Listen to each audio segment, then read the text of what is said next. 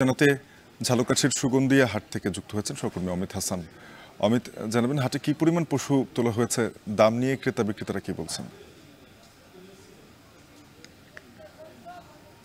শাফিন, একটু জানিয়ে রাখি যে বরিশালের যে গ্রামগঞ্জের হাটগুলো রয়েছে সেগুলো কিন্তু ধীরে ধীরে জমে উঠতে শুরু করেছে এবং আমরা আজকে ঝালকাঠির সুগন্ধিয়া হাটে রয়েছি এবং এখানে সকাল থেকেই আমরা দেখেছি যে ট্রাক যোগে কিংবা নৌপথে ট্রলার যোগে যারা ব্যবসায়ী রয়েছেন তারা পশু নিয়ে এখানে হাজির হচ্ছেন এবং এখানে আজকে ব্যাপক পশুর সমাগম আমরা দেখতে পাচ্ছি। বিভিন্ন আকারের পশু রয়েছে, বিশেষ করে 50,000 টাকা থেকে শুরু করে প্রায় 4-5 লাখ টাকা পর্যন্ত দামের গরু কিন্তু এখানে তোলা হয়েছে এবং এখানে ক্রেতা সমাগম এখন পর্যন্ত খুব একটা না হলেও যারা ব্যাপারী রয়েছেন, ব্যবসায়ী রয়েছেন, তাদের কিন্তু বেশ সমাগম দেখা যাচ্ছে এবং ব্যবসায়ীরা বলছেন যে আরেকটি হাট রয়েছে আগামী মঙ্গলবার, সেই হাটে অবশ্য ক্রেতাদের পদচারণ আরও বাড়বে এবং বেচাকেনা আরও বাড়বে বলছেন ব্যবসায়ীরা। এবং আরেকটা জিনিস জানিয়ে রাখি যে এই হাটটিতে গত বছর পর্যন্ত কোনো খাজনা ছিল না, তবে এবার ঈদ উপলক্ষে প্রতি গরু প্রতি 500 টাকা এবং ছাগল প্রতি 200 টাকা নির্ধারণ করা হয়েছে খাজনা এবং ব্যাপারীরা বলছেন যে খাজনা থাকায় তাদের জন্য কিছুটা সুবিধা হয়েছে।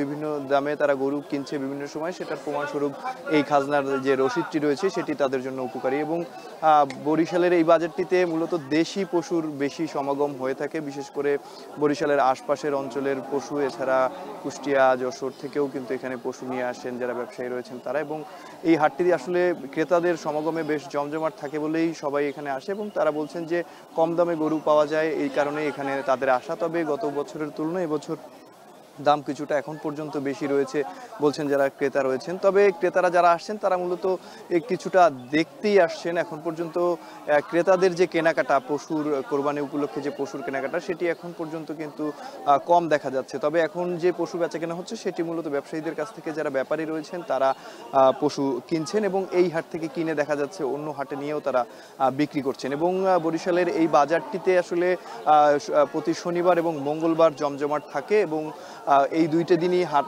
বসে। ঈদ উপলক্ষেও এই দুই দিনই নির্ধারণ করা হয়েছে এবং বরিশালের বিভিন্ন জায়গায় কিন্তু বিশেষ করে চরমোনাইয়ের যে হাট রয়েছে সেখানেও পশু বেচা বিক্রি শুরু হয়েছে এবং এই সুগন্ধিয়া হাট এছাড়া এর আশেপাশেও কিন্তু হাট রয়েছে এবং প্রাণী সম্পদ অধিদপ্তর বলছেন যে এবছর যে পরিমাণ স্থানীয়ভাবে উৎপাদিত পশু রয়েছে তার মাধ্যমেই কিন্তু এবার যে চাহিদা রয়েছে সেই চাহিদা মিটিয়ে ফেলানো সম্ভব হবে এবং তারপরে কিছু উদ্বৃত্ত থাকবে বলছেন যারা প্রাণী সম্পদ অধিদপ্তর কর্মকর্তা রয়েছেন। এবং তারা আরো বলছেন যে বরিশাল বিভাগ জুড়ে এবার যে পশু আসলে প্রস্তুত রাখা হয়েছে সেই পশু যে পরিমাণ চাহিদা রয়েছে সেটাই পুরোপুরি পূরণ করা সম্ভব সেই পশু দ্বারা। এবং প্রত্যেকটি হাটেই তাদের একটি ভেটেরিনারি টিম রয়েছে যারা আসলে দেখবেন যে সুস্থ পশু আসলে থাকা যায় কিনা কিংবা খামারিদের সুবিধার্থে কিন্তু তারা এই টিমটি রেখেছেন বলে জানিয়েছেন আমাদেরকে প্রাণী সম্পদ অধিদপ্তর। এবং এই বাজারটিতে এখন যে ব্যবসায়ীরা রয়েছেন তারা বলছেন যে তারা পশু নিয়ে এসেছেন, তবে এখন পর্যন্ত ক্রেতা সমাগম বেশ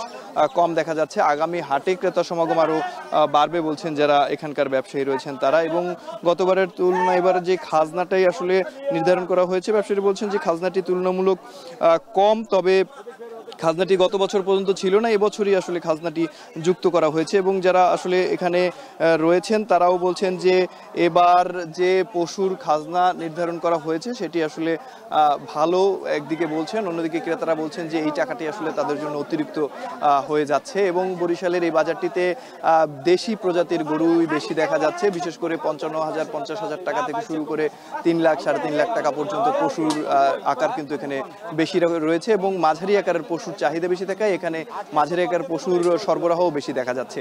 তো বরিশালের সুগন্ধিয়া হাট থেকে এই ছিল আমার কাছে সর্বশেষ। শাফিন। ধানমন্ডি থেকে মাত্র কয়েক মিনিটের পর স্বপ্ননিবাস আবাসন প্রকল্প, ওদের একটি সোসাইটির